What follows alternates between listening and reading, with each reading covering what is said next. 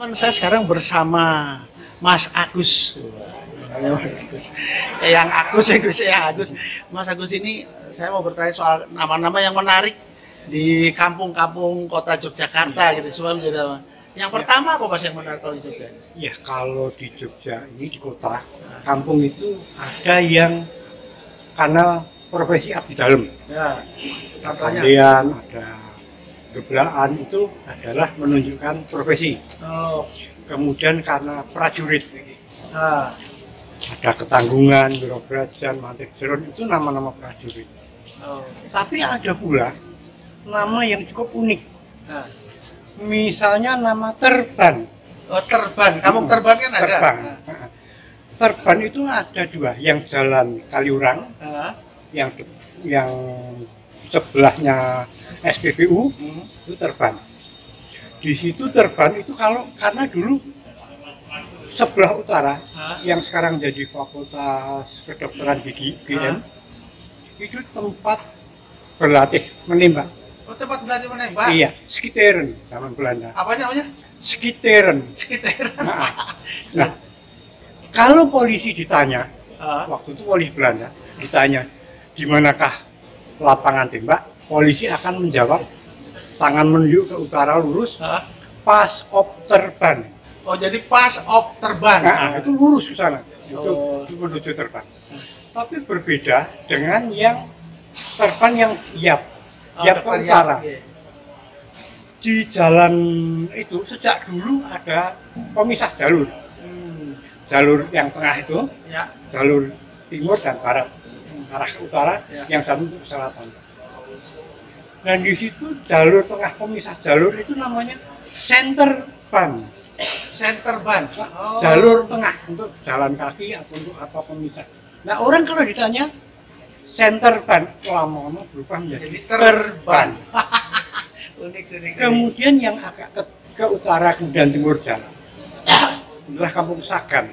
Sagan. Ya. Sagan ini kampung pertama yang merupakan tanah kapling. Oh, tanah kapling. Tanah kapling zaman awal kemerdekaan atau bahkan zaman Belanda. Maka sebutannya adalah tanah yang dipotong-potong, dirajang. Nah. Versahan. Oh, versahan. Iya, Jadi artinya lama-lama jadi Sagan. Karena sah itu SAG nulisnya. oh, sah. Versahan. Oh, Orang Jawa membacanya Sagan. oh. Bukan sah, tapi sah.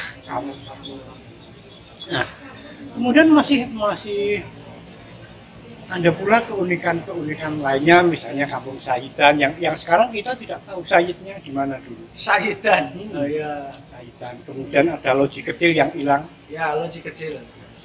Kemudian ada satu jalan yang tidak pernah diakui sebagai alamat. Apa? Jalan yang ada di depan BI, jalan kecil. Jalan di Jalan BI. Oh, BI. Depan BI ini yang jalan kecil. Itu saya agak lupa namanya. Itu bukan jalan. Dulu ada pom bensin ya? Dulu Ya, ada pom bensin di ya? situ ada pom bensin pertama yang di situ.